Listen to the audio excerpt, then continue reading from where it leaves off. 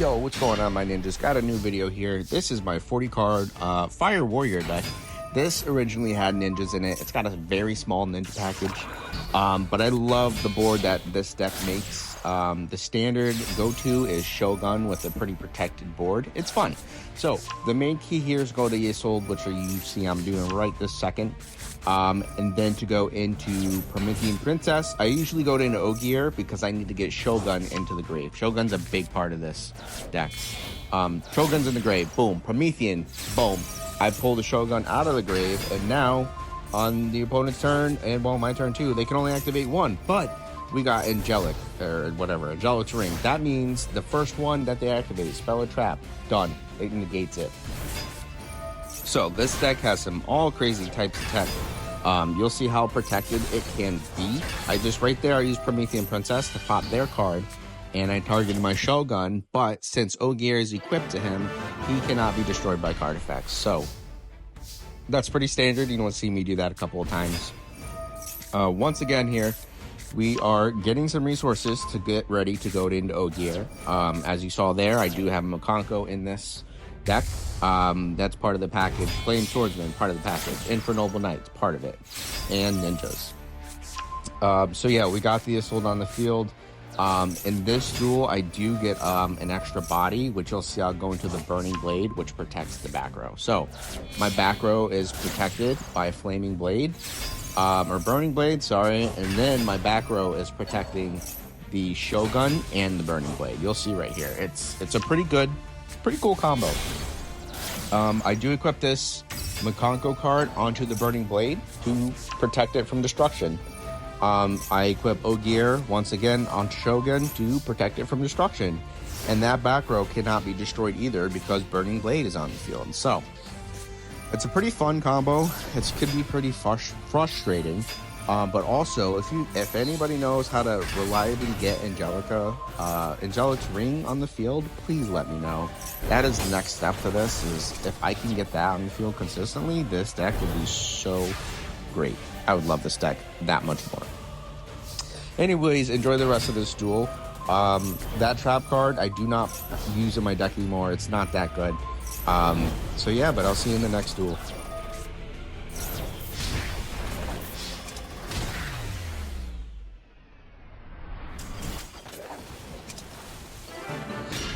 Alright, for the most part, the hands that you get playing this are just all gas. Like the combos, the lines, there's so many different lines you can come up with this deck. I'm playing against Goaty. This is one of my favorite decks. I am very knowledgeable while facing Goaty. I have a Goaty deck. I love it. It's one of my favorites. So I do note that after I activate one card, this guy kind of just blows through everything, and I can really kind of show you guys the different types of things you can do with this deck. You might have saw in the first duel, I do have Snatch Steal, one of my favorite cards in this deck, and Ohime, and you're about to see what that looks like. So I get Snatch Steal into the grave, and then I have Ohime on the field, attach it to one of their monsters to give to myself. So it's really, that's just one of the things you can do with Ohime.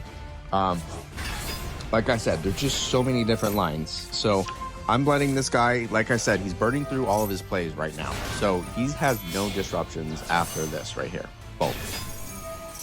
Technically, he's got like half of a disrupt because he does get Snopios back from the field, which can banish, not banish, but banish when your card leaves the field. If you know the deck, you know.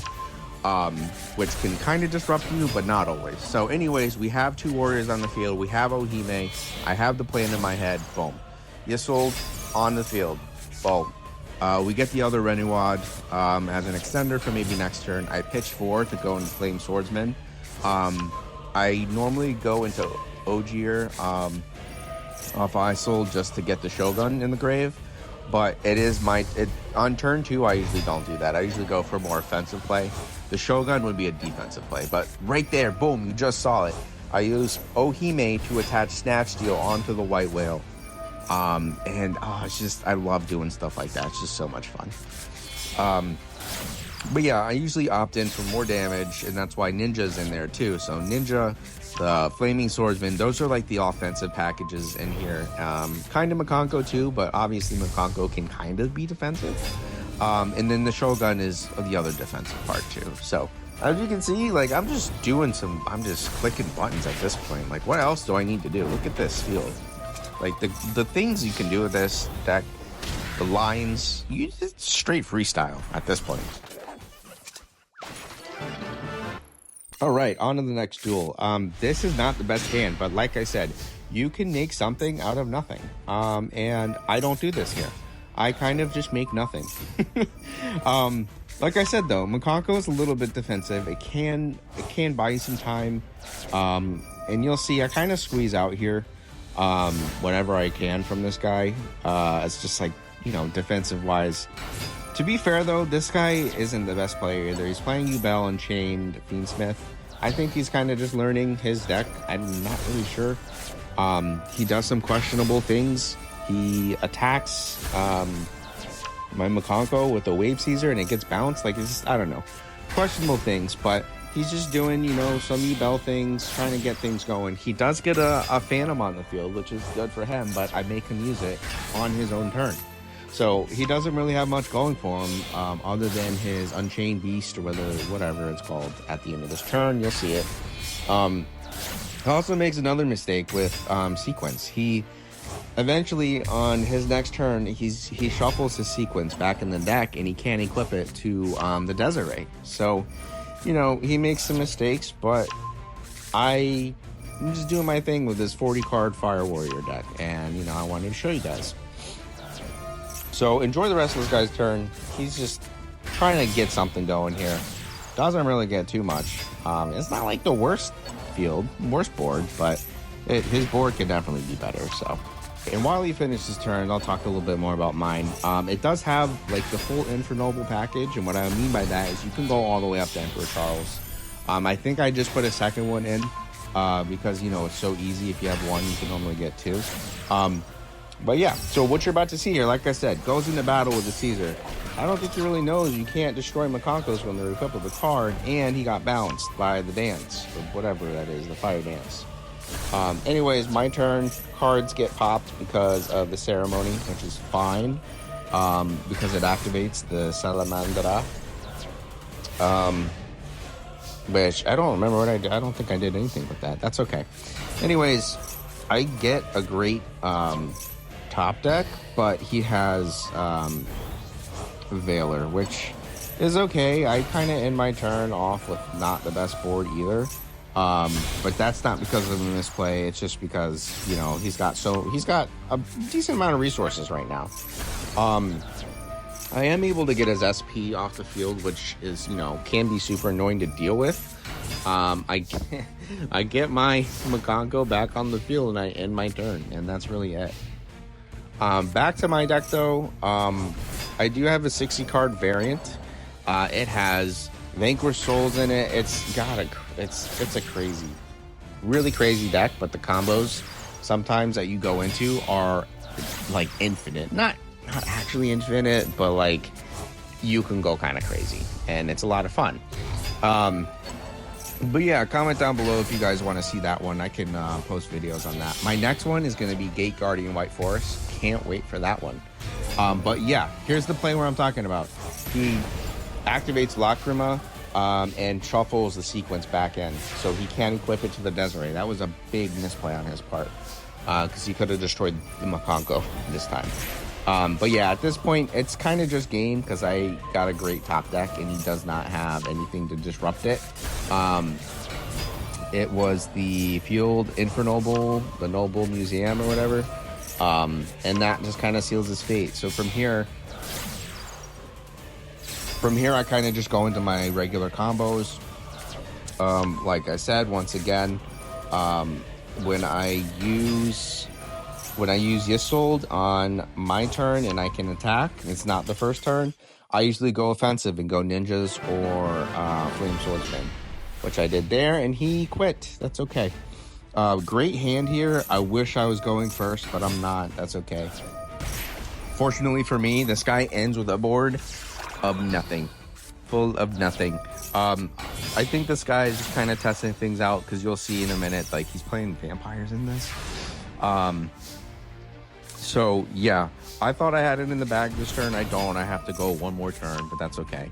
I could have kept going, and I didn't, because I didn't want to, like, you know, make him quit.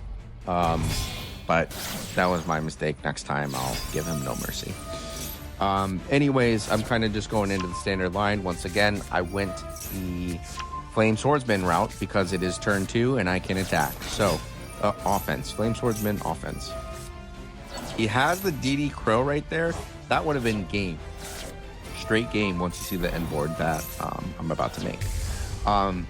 So even though he is able to nib me here, I wasn't even worried about that. Like I said, this deck has so much gas that, like, it's sometimes when you get these hands, you just know, like, you don't care about disrupts. It doesn't matter. And like, as you see here, I'm still going. Like, I was still going crazy. So here I bounce his nib back to his hand, which got to be careful about. But then this is what I mean. He special summon. Is that vampire? Special summons a vampire there. So I'm in my main phase 2 on. I want to make sure I, you know, set up some disruptions. I do have the Flame Swordsman trap card, which flips a card face down, but I do want to make sure I have a little bit more. So I know I don't have enough to go into Charles here. I just don't have the right numbers as far as, like, levels. So what I do instead is I go into the Mortal Gear Feed. That'll do. That's enough to end it. I do go into the Burning Blade to protect my back row. I set up some back row just for protection for my monsters, and then I'm in my turn, and that's basically game. You know, he doesn't have anything in his grave. He's got one nib in his hand. He decides to take, you know, the easy way out and SD there. So another dub here. On to the next duel. I forgot to say, you really don't want ninjas in your hand because you want to get Yisold, and once off Yisold, you want to summon Hanzo, and off Hanzo, you'll get Baku, and off Baku, you will get Digger. That's just like a great line to go down, because it gives you two bodies on the field, and also Digger in your hand as well, which actually equates to one other body if you use Digger properly. That's okay though, because I did have the Flame Swordsman spell to get that starter going. So we do manage here. We do get Promethean. We do get Shogun, who is protected, but we can extend from here. If we had one more, we'd be able to get that Burning Blade to protect the back row, which would protect Ogier in the back. Which is, you know, after seeing what I'm playing, Trickster, I'm not super worried because I have one Floodgate, and then he already activated a spell, so he can't activate any more spell or traps right now. That's it. He only had one. That's it. Boom. Done. All he can do is summon monsters, and knowing that, I Floodgate his monster, and he can't do anything else. So, back to me. And with this absolutely cracked 5-card hand I have versus his one, this is just game. This is game. I have too much going. If you end their turn and you have Promethean on your field still, there is very little your opponent could do unless Promethean gets negated, pulling something out of the grave to stop you. The amount of things you can pull out of your grave to do things with is just crazy. I could have pulled a Makonko out the grave if I had it, equip it with the spell equip card to get the other Makonko card to bounce one of their cards. Like, it's just insane. And yes, you did just see Magical Cylinder be pulled out. I'm not mad at this hand right here. You'll see I get a really shit top deck, which is whatever. It is what it is. But I don't know what the heck this guy's playing. I do maxi him. He just straight up ends his turn. So, but the two Imperms would have been great to use. That's okay. I top deck Shogun. You don't want to do that. You don't want him in your hand. Luckily, I do have something to pitch him with. So he's in my grave, which is exactly where I want him. I get the Isolde on the field, and from here, I actually go in the ninjas, because once again, it's turn 2, I can attack. I'm going offense, so I'm not actually looking to use the Shogun right now. If, for some reason, I didn't think I can finish him off his turn, then yeah, I think maybe I probably would have gone Shogun. But seeing how, you know, I have Digger and Phoenix in my hand, it's just like, this is so much damage.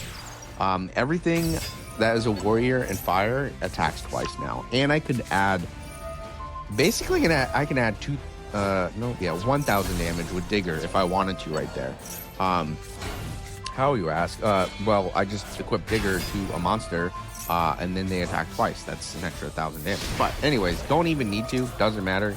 I get a Maizen on the field finally, but there's no monsters that they have, so I don't have to attack over it. So yeah, I'm really thinking about taking out the ninja package from this deck. Ninjas are my favorite though, so I kind of want to keep them. I don't know. We'll see. I might make a variant and then go from there. I hope you guys enjoyed the deck list. Please comment if you guys, anybody knows how to get Angelic's ring from either, I don't know, from the deck to the graveyard or the graveyard to your hand. That would probably be the next step for me. But enjoy. I will see you guys in the next video.